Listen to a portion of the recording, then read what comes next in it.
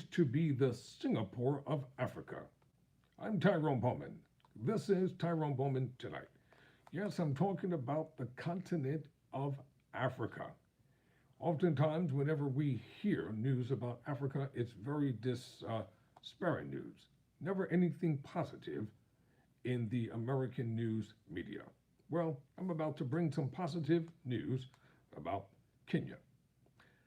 According to the Philadelphia Tribune, Kenya is poised to be the Singapore of Africa. That is the headline. So let's get down into the essence of this story as I begin to read it. Of all the countries in sub-Saharan Africa, to be optimistic about the most promising is Kenya.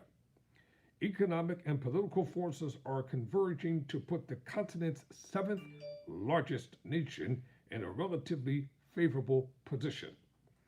Africa is the fastest growing continent and is expected to account for 1/4 of the world's population by 2050. That means more multinational corporations see a need to have a direct presence somewhere in sub-Saharan Africa.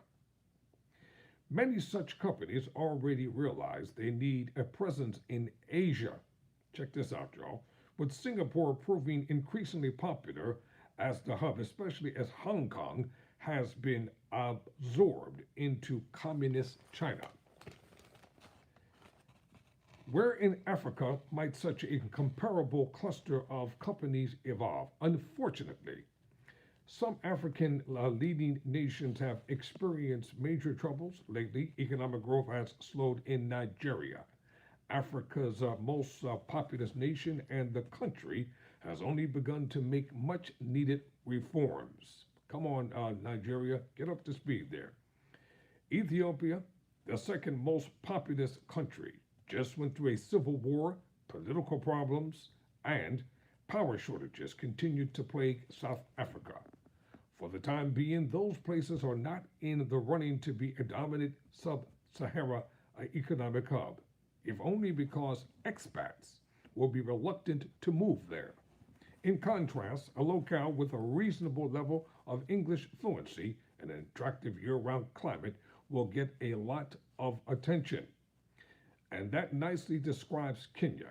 Kenya also has a growth rate of about 5.5% last year. They had a growth rate, rather, of about 5.5% last year, despite negative shocks to the prices of imported food and energy. Since 2004, growth rates have been in the range of 4% to 5%. Kenya also has some geographical advantages. It has an extensive coastline on the Indian Ocean, and reach suggests that landlocked countries have a worse economic performance. Countries with a coast also find it easier to stay in touch with the rest of the world, and Kenya has relatively easy access to China and India, large markets and sources of capital. In the current geopolitical climate, East Africa is attracting more interest from more sources than is most of West Africa. In terms of scale, Kenya's population of about 57 million cannot compete with Nigeria's 222 million, but East Africa, with almost 500 million people, has a larger population than West Africa. Tanzania, just to the south of Kenya, has a larger population than Kenya, but Kenya is much wealthier. Never underestimate the power of wealth, and especially the power block of black economic wealth. We have more wealth combined per capita than any other group of people here in America. Now back to the article. Tanzania, just to the south of Kenya, has a large population than Kenya, but Kenya is much wealthier and has a superior infrastructure, and that includes the digital infrastructure, as internet access in Kenya is ranked among the most reliable in Africa. To the extent the world focuses more on green energy, Kenya also has a positive story to tell. The country already has more than 80% renewable energy, and the climate is ideal for an ongoing expansion of solar power. Foreign companies looking to boost their green reputation might find Kenya an attractive destination. That said, that said, expensive energy rather, due in part to taxes and poor regulation has been a growth drawback. There are other elements of the case against Kenya.